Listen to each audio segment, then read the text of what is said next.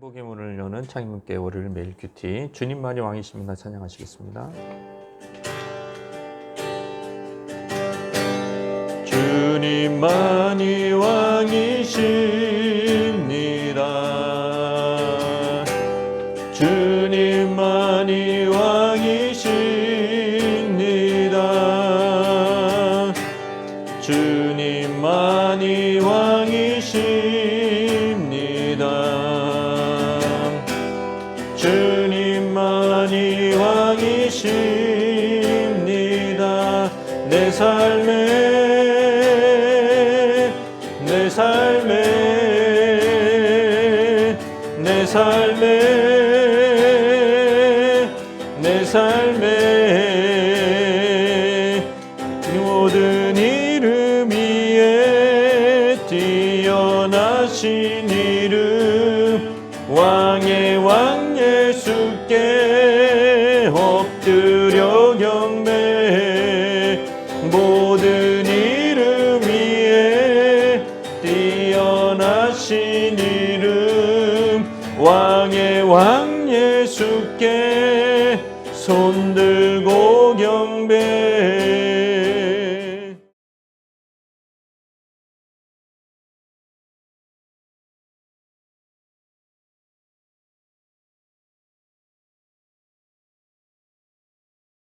제4장.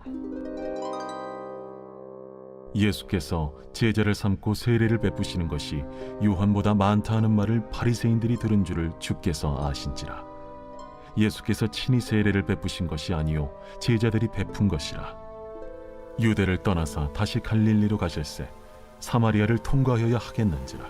사마리아에 있는 수가라는 동네에 이르시니 야곱이 그 아들 요셉에게 준 땅이 가깝고 거기 또 야곱의 우물이 있더라. 예수께서 길 가시다가 피곤하여 우물 곁에 그대로 앉으시니 때가 6시쯤 되었더라. 사마리아 여자 한 사람이 물을 기르러 왔음에 예수께서 물을 좀 달라. 이는 제자들이 먹을 것을 사러 그 동네에 들어갔음이로라.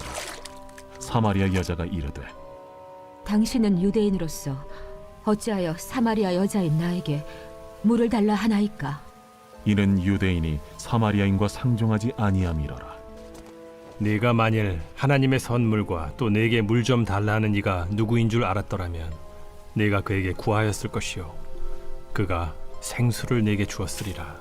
주여, 물 기를 그릇도 없고 이 우물은 깊은데 어디서 당신이 그 생수를 얻겠사옵나이까? 우리 조상 야곱이 이 우물을 우리에게 주셨고 또 여기서 자기와 자기 아들들과 짐승이 다 마셨는데 당신이 야곱보다 더 크니이까? 이 물을 마시는 자마다 다시 목마르려니와 내가 주는 물을 마시는 자는 영원히 목마르지 아니하리니 내가 주는 물은 그 속에서 영생하도록 솟아나는 샘물이 되리라. 갈릴리 가나 첫 표적을 나타내신 이후에 성전 천결 사건, 그리고 니고데모와의 대화, 그리고 이어지는 것이 오늘 본문 4장 사마리아 여인 물을 주제로 예수님이 대화하시는 장면. 그래서 그 한 가련한 여인을 만나 주시고 구원하신 사건. 이것이 굉장히 유명한 사건이죠.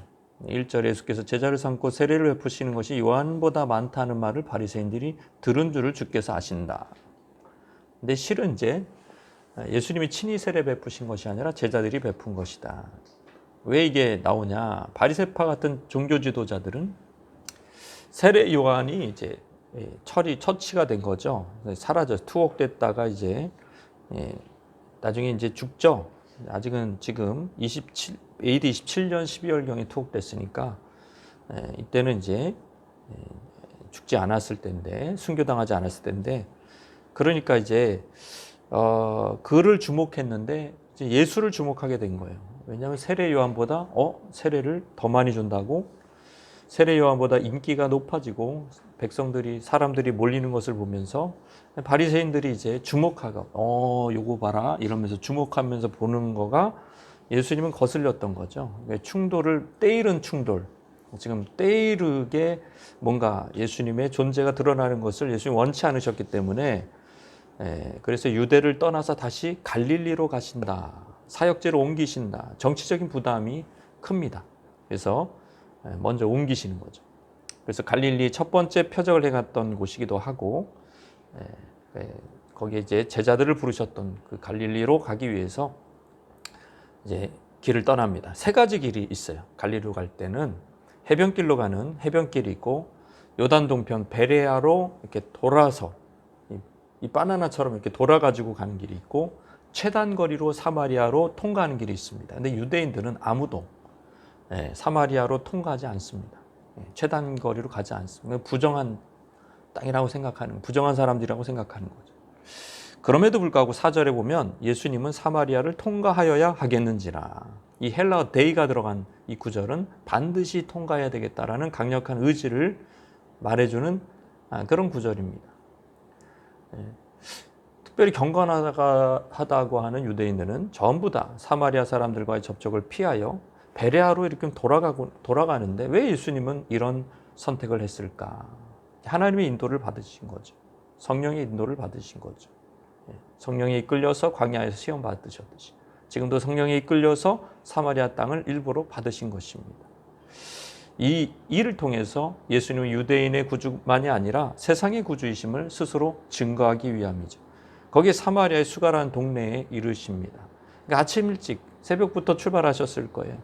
그때 이제 딱 도착하신 곳이 거기가 야곱의 우물이 있더라. 이제 예수님이 피곤하셨어. 이제 기진맥진하셔가지고 갈증도 나시고 그냥 거기에 그대로 녹초가 돼서 우물 곁에 앉아 버리신 겁니다. 마침 그때 한 여자가 물길로 오는데 그 시간이 12시인 거예요. 낮 12시예요. 지금 시간이 6시라고 돼 있는데 이게 유대 계산법이고 실제는 12시 정오에 물길로 온 거예요. 여러분 아무도 그 시간에 물길로 오지 않아요. 보통 이 지방에 있는 여인들은 해질녘에 5시, 6시 해질녘에 오는 거예요. 5시쯤에 돼서 와서 물길로 몰려드는 겁니다. 친구들이랑 떠들면서 동네 아낙네들이랑 시덕거리면서 오는 거예요. 근데 이 여인은 아무도 사람이 활동하지 않은 정오에 홀로 물길로 온 겁니다. 사회성이 부족했을까요? 이 여인이 대화를 하는 거 보면 굉장히 센스 있는 여인이라는 것을 알 수가 있어요. 도덕성에 문제가 있었고 동네 사람들이 불편한 시선을 피해서 낮 12시에 그 시간에 물길로 온 것입니다. 이 불행한 여인을 예수님 만나기 위해서 거기서 기다리고 계셨던 거죠. 그러면서 여인이 딱 오니까 예수님 말을 먼저 꺼냅니다. 물 좀 달라. 그러니까 예수님 먼저 시작을 하는 거예요. 예수님 먼저 이렇게 적극적으로 얘기를 하십니다. 사마리아 여인이 말합니다. 당신은 유대인으로서 어찌하여 사마리아 여자인 나에게 물을 달라 하시. 당신은 유대인 남자면서 그리고 유대인들이 우리를 사마리아 사람들을 불경건하다고 취급하면서 그것도 홀대받는 여자인데 어찌하여 물 좀 달라고 합니까? 그게 옳습니까? 이런 표현이에요. 상종하지 않았어요. 유대인들이 당시에 사마리아 사람들과 상종하지 않았습니다. 사마리아 사람들의 원래 기원은 이스라엘 사람들이에요. 그 사람들도. 그러나 그렇게 또 주장할 수 없는 게 그들은 그렇게 주장하지만 BC 722년 아수르에 의해서 북이스라엘이 멸망해요. 혼혈전책을 아수르가 합니다. 그래가지고 다 이렇게 섞어버려요. 그래서 외부의 사람들을 다 결혼시켜버려요. 그냥. 그러니까 자녀들도 이상하고 히브리어 말도 못하고 이상한 아람어나 하고 앉아있고 이래버리는 거예요. 그래서 아예 북이스라엘 사람이라고 인정을 안 해주는 거예요. 남유다에서는. 이 사마리아 사람은 우리는 이스라엘 혈통이다라고 얘기를 하는 거고. 그게 어떻게 할 수 있는 느헤미야서에 보면은 사마리아 사람 산발렛이 여러분 예루살렘 귀환 공동체의 공공의 적이 됩니다.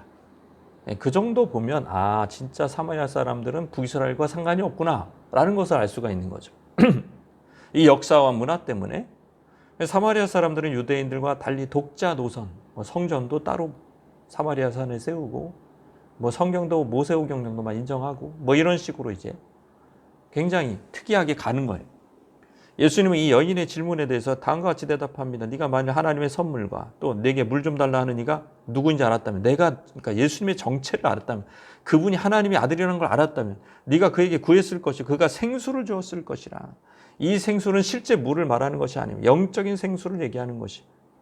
예수님은 바로 간파를 하고 있는 거예요. 이 여인이 왜 이 시간에 이 고통을 받으면서 생수길로 이 시간에 왔을까?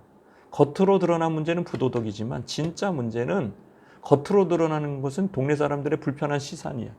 진짜 문제는 여인의 공허함입니다. 공허함. 그 공허함을 채울 수가 없는 거예요. 예, 채울 수 없는 그 공허함을 하나님의 선물, 바로 예수께서 주시는 생수, 이게 채워진다. 여인은 확 눈에 띄는 거예요. 생수 얘기를 하니까. 이 선물의 이미지가 생수였던 거죠. 이걸 현실적으로 내가 제일 고통스러워하는 이 물길로 오는 문제를 해결해 준다고? 생수를 주겠다고? 근데 가만 보니까 아무 준비가 없어요. 뭔가 준비를 한 게 없어, 이 남자는. 아니, 주여, 물기를 그릇도 없고, 딱 보니까 그릇 하나도 없고, 이 물도 이렇게 깊은데 당신은 나에게 뭔 생수를 주겠다는 겁니까? 도구가 있어야 되지요. 여기 물 깊이, 우물 대략 30m 넘어. 이걸 어떻게 퍼준다는 얘기입니까, 도대체? 그러면 당신이 여기서 퍼줄 리는 없고, 어디서 그 생수를 얻겠사옵나이까? 그러면서 이제 여인이 약간 영민해요. 무슨 생각을 하냐면, 이 우물과 관계가 깊은 야곱을 생각해냅니다.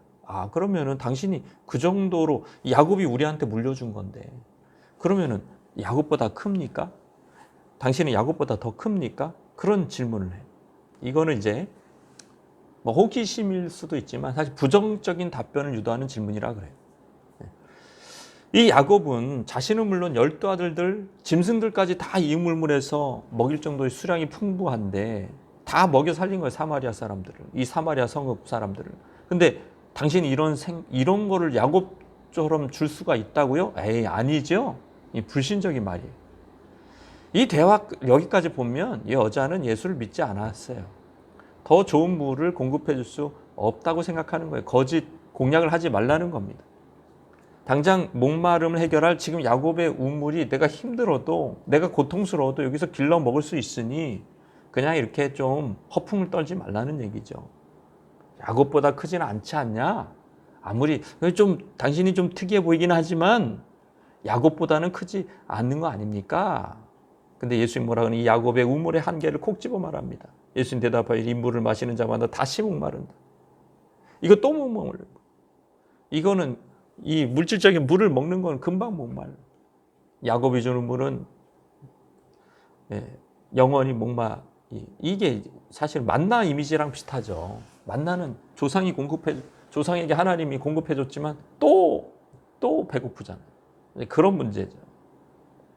아무리 마셔도 영적 갈증을 해결할 수 없다. 좋은 축복인 거는 인정을 하지만 영원한 축복은 아니라는, 유한하다는 거예요, 이 차원.